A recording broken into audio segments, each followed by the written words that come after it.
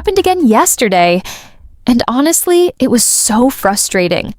I was in a completely normal situation. Nothing dramatic, nothing stressful, and all I wanted to do was ask for one simple thing using a word I know very well. But when I needed to say it out loud, the word just disappeared. That moment is so familiar. You know the word is somewhere in your head, and you would probably understand it immediately if someone else said it. But when it is your turn to speak, it suddenly feels impossible to reach. Exactly. I could see the thing clearly in my mind. I knew what it was used for, and I even remembered learning the word before, but the actual word itself was gone. And the most annoying part was the thought running through my head. I know this word, so why can't I say it right now? Today, we're talking about that very common and very frustrating moment when a word is on the tip of your tongue, but it refuses to come out. We'll talk about why this happens, why understanding a word is not always the same as being able to use it, and how you can keep speaking even when one word suddenly disappears. Because one missing word doesn't have to stop the whole conversation. Hi everyone, and welcome back to our English conversation space. This is a place where we talk about real life, real feelings, and real English. The kind of English you can actually understand, remember, and use in everyday conversations. I'm Leonardo. And I'm Emma.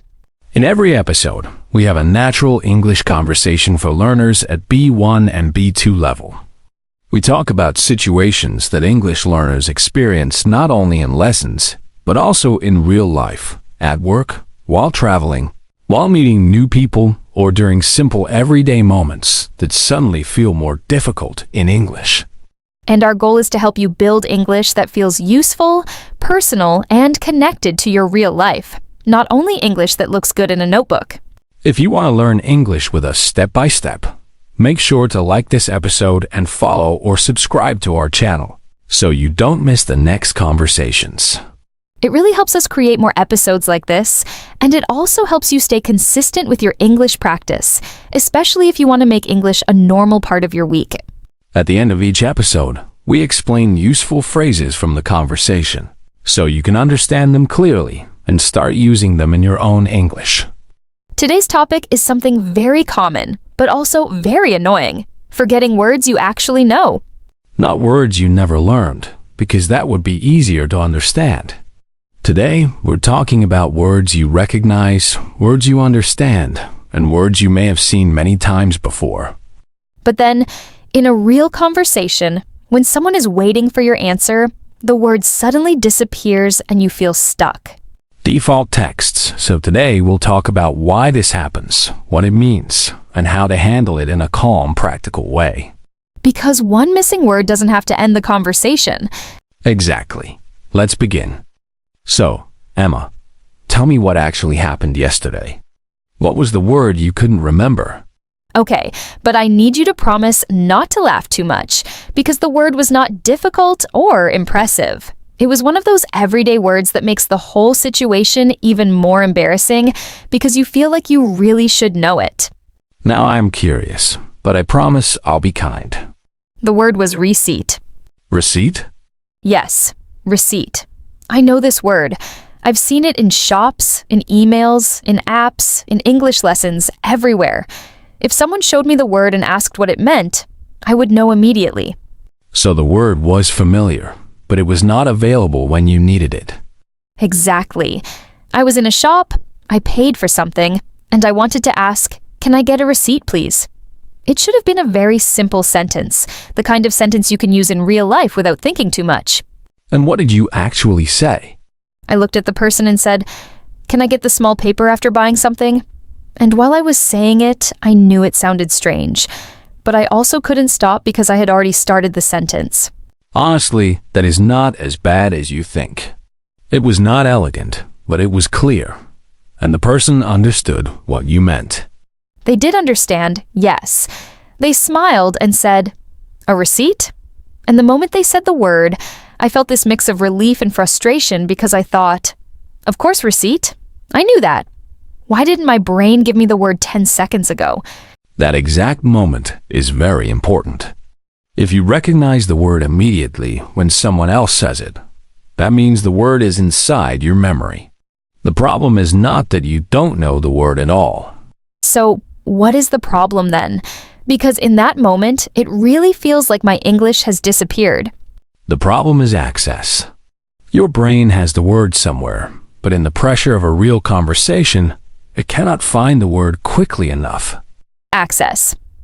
That actually explains the feeling very well, because it feels like I have the file, but I can't open the folder. Exactly. Imagine you have a document on your computer, but you don't remember where you saved it. The document exists, but when you need it quickly, you can't find it. That is exactly what happens in my head. I know the word exists, but my brain starts searching in all the wrong folders. And speaking makes that search harder because conversation moves quickly. You don't have 5 quiet minutes to look for the perfect word. You have a few seconds, and at the same time, you are also thinking about grammar, pronunciation, the other person's face, the situation, and what to say next. When you describe it like that, speaking English sounds like a lot of mental work. It is a lot of mental work. We often forget how many things happen in the brain during a conversation in another language. Your brain has to understand the situation, choose the message, find the vocabulary, build the sentence, pronounce the words, listen to the other person, and prepare for their answer. So maybe forgetting one word does not mean I'm terrible at English. Maybe it means my brain is doing too much at once. That is a much healthier way to understand it. Forgetting one word does not mean you are bad at English. It usually means the word is not active enough yet, or the situation made it harder to access. That already feels less dramatic. In the moment, I usually think, I'm so bad at this. But maybe a better thought is, this word needs more practice in real situations. Exactly. That small change matters. You move from self-criticism to useful information. Self-criticism to useful information. I like that. A forgotten word is not a personal failure. It is feedback from your brain. So, my brain is not saying you are hopeless. It is saying this word is not ready for fast conversation yet. Exactly. And once you know that, you can train it. You said that maybe the word was not active enough yet.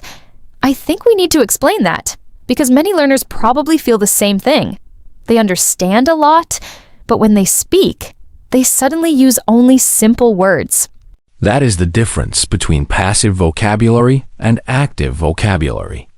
Passive vocabulary means words you can understand when you read them or hear them, but you don't use them easily when you speak or write.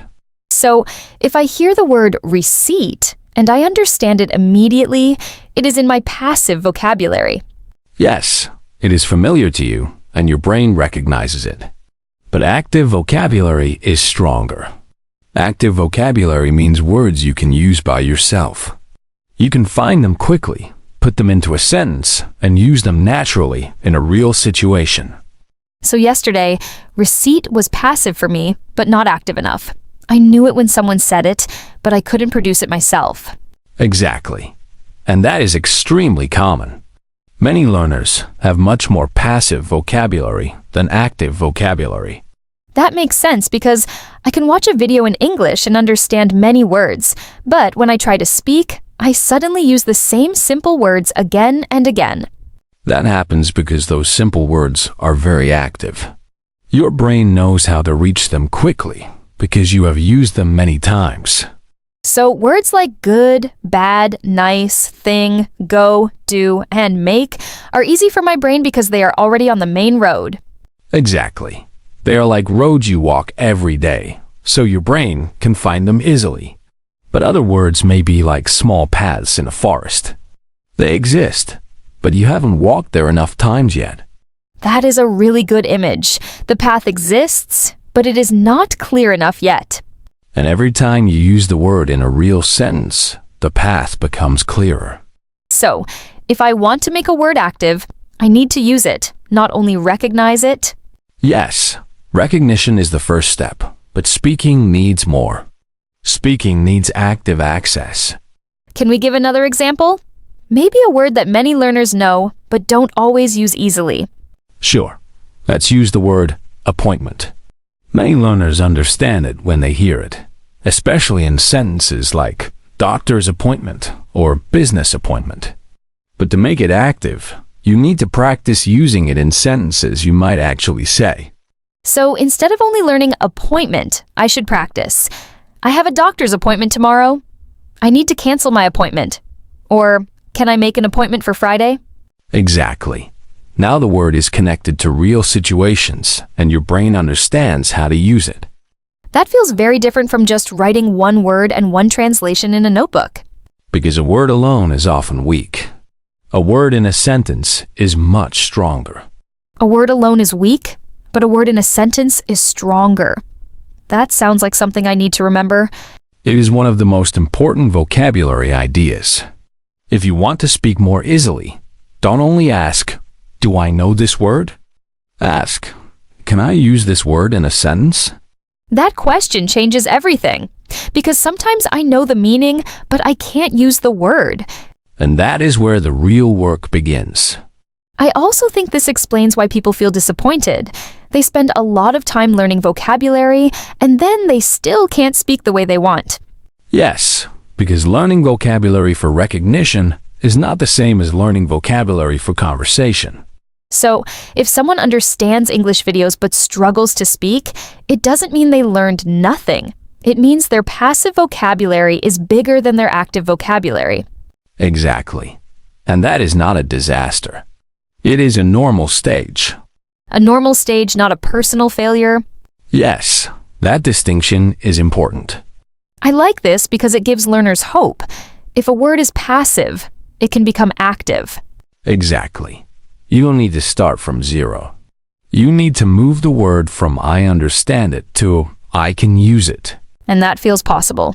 There is one specific feeling that I really hate, and I think many learners will understand it. It's not when the word is completely unknown. It's when the word is almost there. Yes, when you can feel that the word is close, but you still cannot say it. Exactly. It is like the word is standing behind a door, and I can hear it moving, but the door won't open. I know the first sound, or maybe I remember where I saw the word, or I know I used it last week, but I still can't bring it into the sentence. In English, we often say, "It's on the tip of my tongue." That phrase is perfect because it really feels like the word is almost in your mouth, but not quite. Yes, if something is on the tip of your tongue, it means you almost remember it, but you can't remember it completely at that moment. So, in a real conversation, I could say, "Wait, it's on the tip of my tongue," and that would sound natural? Very natural. Native speakers use this phrase too, so it does not sound like a learner mistake. It simply tells the other person, "I know what I want to say, but I need a moment." I like that because it gives me time without making the silence feel strange. Exactly. When you say nothing, the other person may not know what is happening. They may think you didn't understand or that you don't want to answer. But when you use a phrase like this, you keep the connection. That is really useful. Sometimes I go completely silent because I'm searching for the word, and then the silence becomes bigger than the actual problem. Yes, and the pressure grows. Exactly. First, I forget the word. Then I notice the silence. Then I see the other person waiting. Then I feel embarrassed. And suddenly, I can't remember any words at all. That is why you need bridge phrases. Bridge phrases? Yes, short phrases that help you move from silence back to communication. They give you time, but they also show the other person that you are still trying to communicate. So, instead of disappearing inside my own head, I can say something that keeps me in the conversation. Exactly. For example, you can say, "I can't remember the exact word," or "It's on the tip of my tongue," or "Let me put it another way." I really like "let me put it another way" because it sounds calm and confident. It doesn't sound like I have failed. Yes, it sounds like you are choosing a different way to explain your idea. That is important psychologically. If I think, "I forgot the word so I failed," I panic. But if I think, "I forgot the word so I'll explain it differently," I still have control. Exactly. You are not trapped by one missing word. I think this is something learners need to hear.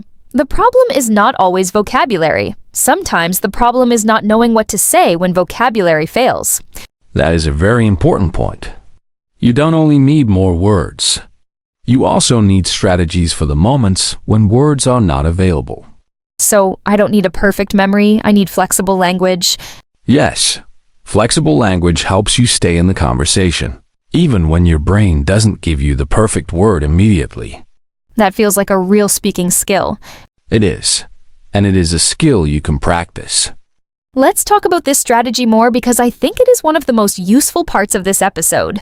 What does it really mean to go around the word? To go around the word means that if you can't remember the exact word, you describe it instead of stopping completely. You don't stay blocked in front of one closed door. You take another route. So when I said the small paper after buying something, I was going around the word receipt. Exactly. It was not the most natural phrase, but it was clear enough, and in real communication, clear enough is often a success. That is comforting because learners often think that if a sentence is not perfect, it is useless. But my strange sentence actually worked. It worked because the meaning was clear, and that is the goal of communication. Okay, so how can we describe a missing word in a better way? There are a few simple questions you can ask yourself. First, what category does the word belong to? Is it a thing, a person, a place, an action, a feeling, or an idea? Second, what do people use it for? Third, what does it look like if it is something physical? And fourth, when or where do people use it? So if I forget the word kettle, I can start with the category and say, it is a thing in the kitchen. Yes, and then you can add the function. You use it to boil water. And then maybe the situation. People often use it when they want tea. Perfect. If you say, it is a thing in the kitchen that you use to boil water, usually for tea, most people will understand that you mean a kettle. That already feels much better than standing there and thinking, I don't know the word, so I can't speak. Exactly. Let's try another example. Imagine you forget the word umbrella. I could say, it is a thing you use when it rains. You hold it above your head, and it protects you from getting wet. Very clear. And if I forget charger, I can say, it is a thing you use when your phone battery is low. Excellent. If I forget elevator, I can say, it is a small room in a building that takes people up and down. That description is very easy to understand. And if I forget colleague, I can say, it is a person I work with. Exactly. This strategy works for objects, people, places, and even ideas. Ideas too? Yes. For example, if you forget the word deadline, you can say, it is the final date when you have to finish something. That is really useful because I think abstract words are even harder sometimes. They can be, but you can still describe them. If you forget habit, you can say, it is something you do regularly, often without thinking too much. And if I forget decision, I can say, it is a choice you make after thinking about something. Exactly. This is actually a very practical skill. It is like conversation survival. Yes, but it is not only survival. It is also a sign of strong communication. Fluent speakers do this too. Really? Yes, even native speakers forget words. They say things like, what's the word? Or what do you call it? Or, you know, the thing you use for. Then they explain it. So forgetting words is not only an English learner problem. No, it is a human problem. That makes me feel better because I think learners sometimes believe that native speakers have every word ready all the time. They don't. The difference is that fluent speakers are usually more comfortable continuing without the perfect word. So maybe the real goal is not to never forget words, but to know how to continue when I do. Exactly. One missing word should not have the power to stop the whole conversation. That is a strong sentence. And very true. I want to understand one more thing. Why do words disappear more often in real conversations than when I study alone? There are a few reasons, and they are all very normal. The first reason is that many learners learn words in isolation. In isolation means alone without context? Exactly. For example, you write receipt and the translation next to it. Or you write appointment, deadline, colleague, decision, and a long list of other words. Lists can be useful, especially at the beginning, but real conversations don't happen in lists. People don't speak in single words. They speak in phrases and sentences. Exactly. If you only learn receipt, your brain may recognize the word, but it may not know how to use it in a shop. But if you learn, "Can I get a receipt, please?" you have a sentence connected to a real situation. So the word has a place. Yes, and words are easier to remember when they have a place. That makes sense. I think I used to collect words like small objects, but I didn't always know where to put them. That is a great way to describe it. Words need context. They need examples. They need situations. What is the second reason? The second reason is that many learners meet a word only once or twice and think they know it. I definitely do that. I hear a word in a video, I understand it, and I think, great, I know this word now. Understanding a word once is a good start, but it is not the same as being able to use it under pressure. Under pressure means in a real moment when someone is waiting for my answer. Yes, real conversation adds pressure. Maybe you are tired. Maybe there is noise. Maybe you care what the person thinks. Or maybe you simply have to answer quickly. All of that makes the word harder to access. So, the word may feel easy when I'm alone, but much harder when I have to use it with another person. Exactly. And the third reason? Mental load. Mental load means how much my brain has to manage at the same time. Yes, when you speak English, your brain has to manage many things at once. Meaning, grammar, vocabulary, pronunciation, listening, and the social situation. That is a lot of mental load. So my brain gets crowded. That is a very good way to say it. Your brain gets crowded, and when the brain is crowded, some words become harder to reach. That explains a lot. Sometimes I don't forget a word because the word is difficult. I forget it because the situation is too busy. Exactly. That is why the solution is not always learn more words. Sometimes the solution is to learn fewer words, but learn them deeper. Fewer words, deeper learning. Yes, learn useful words in phrases. Use them in personal sentences. Practice describing them. Say them out loud. Connect them to real situations. So I don't need to collect thousands of words that I can't use. I need to make important words easy to reach. That is exactly the goal. Okay, so if I want a word to become active, how should I learn it? Because I think many people know how to write vocabulary lists, but they don't always know how to make the words usable. Let's use a simple method. We can call it the 3-sentence method. I like the sound of that because it feels practical and not too complicated. It is practical. When you learn a new word, don't only write the translation. Write 3 sentences or 3 lines with that word. What kind of sentences? First, write one practical phrase or sentence you could really use in daily life. Second, write one personal sentence connected to your own life. Third, write one description of the word in case you forget it in a conversation. So, we are training 3 different things. Using the word, connecting the word to my life, and explaining the word if my brain forgets it. Exactly. Let's use receipt again, because clearly I have unfinished business with this word. Good idea. For the practical sentence, you can write, "Can I get a receipt, please?" That is exactly the sentence I needed. For the personal sentence, you can write, "I always lose my receipts." Sadly, that is very true. And for the description, you can write, "It is the small paper or digital document you get after you buy something." That is perfect, because if I forget the word again, I still have a way to explain it. Exactly. Now the word is stronger because it is connected to use, personal meaning, and description. Let's try another word. Maybe appointment. Great. What would be your practical sentence? Can I make an appointment for Monday? Very good. Personal sentence. I have a dentist appointment next week. Good. And the description? It is a planned meeting with a doctor, dentist, or another professional.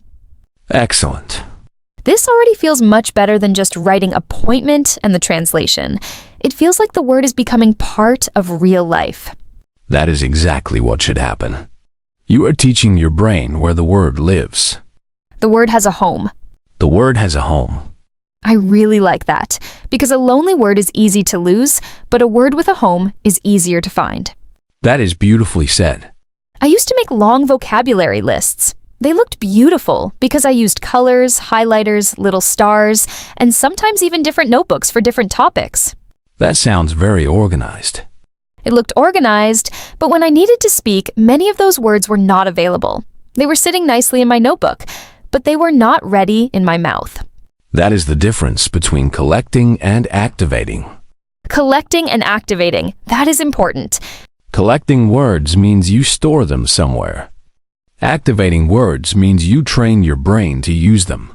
So vocabulary needs action. Yes, a word becomes active when you use it. Default text not when I only highlight it. Exactly. My highlighters are going to be offended.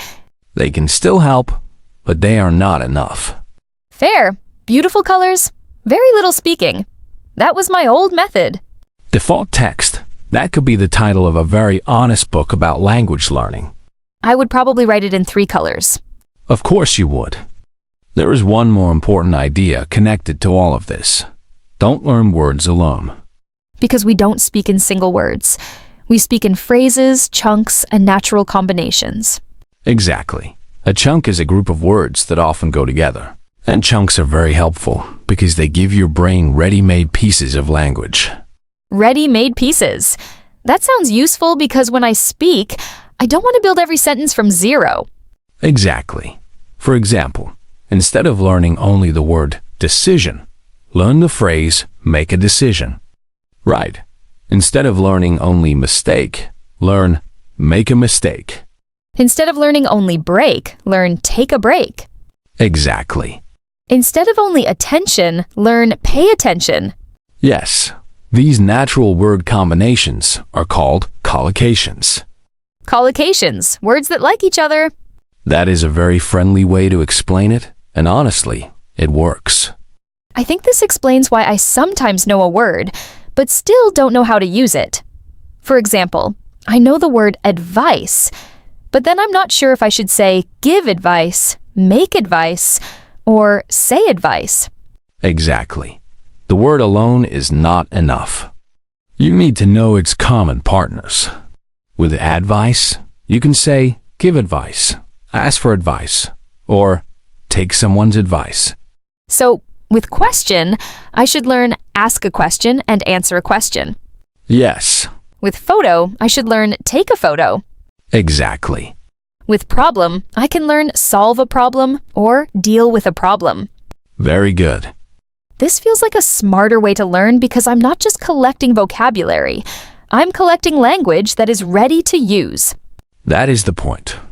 When you learn chunks, your brain doesn't need to search for every word separately. It can remember the whole phrase. So if I learn make a decision, I don't have to stop and wonder which verb goes with decision. Exactly. It becomes automatic. And automatic is what I need in real conversation. Yes. Speaking becomes easier when more parts of language are automatic. It reminds me of driving. At first, you think about every small thing, but later, some actions become automatic, and you can focus more on the road. That is a very good comparison. In language, chunks help you focus more on meaning because some pieces of language are already prepared. So the practical tip is, don't collect words, collect phrases. That is the key sentence of this episode. Don't collect words, collect phrases. One more time, because it is worth remembering. Don't collect words, collect phrases. And after you collect phrases, use them in your own sentences. So maybe the full version is, don't collect words, collect phrases, and connect them to your life. That is even better. That is even better. It sounds like a motto, but a useful one. We do like useful mottos here. Yes, but only if they actually help people speak. Agreed. Everything we've said is useful for studying, but I want to talk about the actual moment again. Because real life is fast. Someone asks me a question, I start answering, and suddenly one important word is missing. That is where you need a simple rescue structure for missing words. I like the idea of a structure because when I panic, I don't want to invent a strategy. I want to have something ready. Exactly. The structure has 3 steps. First, pause for a moment. Second, use a bridge phrase. Third, describe the word. Let's go through that slowly.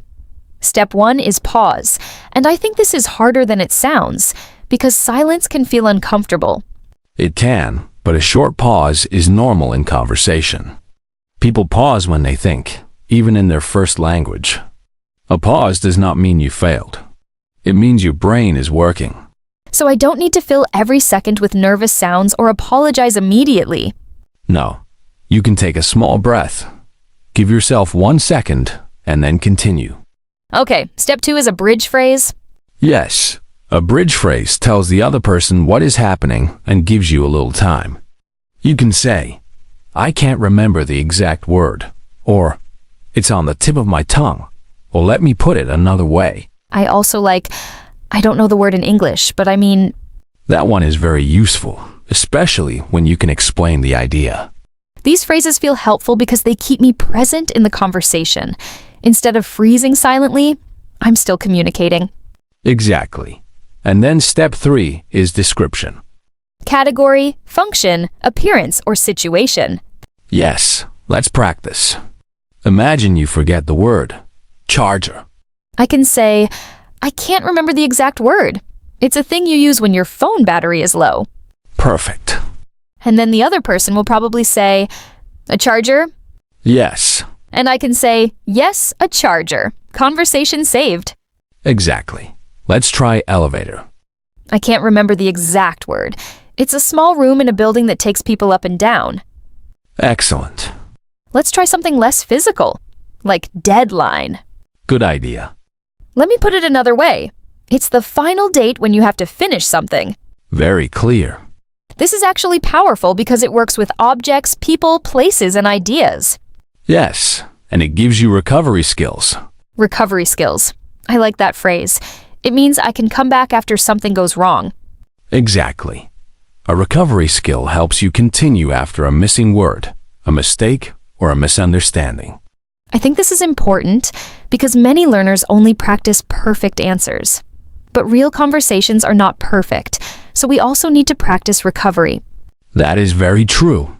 If you only practice perfect sentences, you may feel lost when something unexpected happens. Default text, but if I practice recovery, I can think, okay, I forgot a word, but I know what to do next. And that creates calm. Strategy gives calm. Yes, strategy gives calm because you are no longer helpless. That may be one of the most important things in this episode. If I forget a word, I am not helpless. I have another route. Exactly. One missing word is not a wall. It is just a small obstacle. And I can go around it. Let's give everyone a practical challenge for this week, because this topic is perfect for a small exercise. Good. I like when an episode gives people something they can actually do after listening, not just something they can understand. This challenge is simple, but very effective. Choose 10 English words that you often forget, or 10 words you understand, but don't use easily when you speak. So not random, difficult words from a vocabulary list. Exactly. Choose useful words from your real life.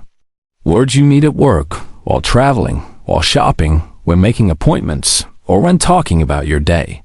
Okay, 10 useful words. For each word, write 3 things. 1 useful phrase with the word, 1 personal sentence with the word, and 1 description of the word in case you forget it. So each word gets a phrase, a personal sentence, and a description. Exactly. Let's show it with charger. Good. Useful phrase, where is my charger? Personal sentence, I always forget my charger when I travel. Description, it is a thing you use when your phone battery is low. Excellent. Now let's try deadline. Useful phrase, the deadline is Friday. Personal sentence, I work better when I know the deadline. Description, it is the final date when you have to finish something. Very good. And 1 more. Appointment. Useful phrase, Can I make an appointment? Personal sentence. I have a dentist appointment next week. Description. It is a planned meeting with a doctor, dentist, or another professional. Perfect. This exercise feels simple, but it does a lot. It helps me remember the word, use the word, and explain the word if I forget it. Exactly. It trains memory, context, active use, and flexibility. I also like that the description is not treated like a failure. It is part of the method. That is very important. Describing a word is not a sign that your English is bad. It is a normal communication skill. So if I have to describe something, I shouldn't feel ashamed. No. Describing means you are still communicating, and communication is the point. So the challenge is 10 words, 3 lines each. Yes. Phrase, personal sentence, description. And they don't have to be perfect. They just have to be useful. Useful over perfect. That sounds like another good motto. We are collecting phrases and mottos today. As long as they help people speak, I'm fine with that. Now let's review some useful expressions from today's conversation. These phrases will help you talk about forgetting words, explaining ideas, and staying in the conversation when your brain needs a little more time. Expression number 1. It's on the tip of my tongue. This means you almost remember a word, a name, or a piece of information, but you can't remember it completely at that moment. Example.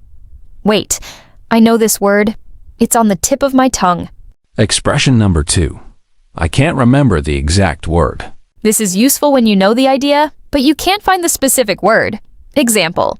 I can't remember the exact word, but it's something you use in the kitchen. Expression number 3. Let me put it another way. This means you want to explain something differently. Example. I can't remember the exact word. Let me put it another way. Expression number 4. What's the word for? You can use this when you need help finding a word. Example. What's the word for the thing you use when it rains? An umbrella. Exactly. Expression number 5. Passive vocabulary. Passive vocabulary means words you understand when you read or hear them, but you don't use easily when you speak or write. Example. I understand this word, but I don't use it yet. It is still passive vocabulary. Expression number 6. Active vocabulary. Active vocabulary means words you can use by yourself when you speak or write. Example. I want to turn passive vocabulary into active vocabulary. Expression number 7. A chunk. A chunk is a group of words that often go together. Example. Can I get a receipt? Is more useful than learning only receipt. Expression number 8. Collocation. A collocation is a natural combination of words. Example. We say make a decision, not do a decision. Expression number 9. To go around the word. This means to describe a word when you can't remember the exact word. Example. If you forget the word kettle, go around the word and describe it. Expression number 10. Recovery skill. A recovery skill helps you continue after a problem in conversation. Example. Describing a missing word is a useful recovery skill. And our key sentence for today. Don't collect words, collect phrases. One more time. Don't collect words, collect phrases. And maybe one more sentence that is very important for today's topic. One missing word doesn't have to stop the conversation. Exactly. Now let's practice a few useful sentences together. You can repeat them out loud, or you can just listen and notice how they sound. Sentence 1. I can't remember the exact word. I can't remember the exact word. Sentence 2. It's on the tip of my tongue. It's on the tip of my tongue. Sentence 3. Let me put it another way. Let me put it another way. Sentence 4. I don't know the word in English, but I mean. I don't know the word in English, but I mean. Good. Now let's put these sentences into small speaking situations. Imagine you forget the word charger. You can say, I can't remember the exact word. It's a thing you use when your phone battery is low. I can't remember the exact word. It's a thing you use when your phone battery is low. Excellent. Now imagine you forget the word deadline. You can say, let me put it another way. It's the final date when you have to finish something. Let me put it another way. It's the final date when you have to finish something. Very good. This feels practical because I'm not only repeating sentences, I'm learning how to continue when something goes wrong. Exactly. That is the goal of today's practice. One missing word doesn't have to stop the conversation. One more time. One missing word doesn't have to stop the conversation. So, if you forget words when you speak English, remember this. It doesn't mean you don't know English, and it doesn't mean your memory is terrible. It also doesn't mean you are not talented, and it definitely doesn't mean you should stop speaking. Sometimes the word is passive, but not active yet. Sometimes you learned it alone, without a phrase. Sometimes your brain is simply busy because real conversation requires many skills at the same time. And sometimes you don't need the perfect word. You can describe it, explain it differently, or ask for help in a natural way. Go around the word. Use another route. Stay in the conversation. Because one missing word is not the end. Now we have a question for you. What English word do you always forget? Write it in the comments, and if you can, write one sentence with that word. Or describe it without using the word. For example, you can write, "It is a thing you use when..." That would be great practice, and it can also help other learners. Thank you for being here with us today. If this episode was helpful, like it and follow or subscribe to our channel so you can keep learning English with us step by step. And remember, Don't collect words. collect phrases, See you in the next episode. step by step.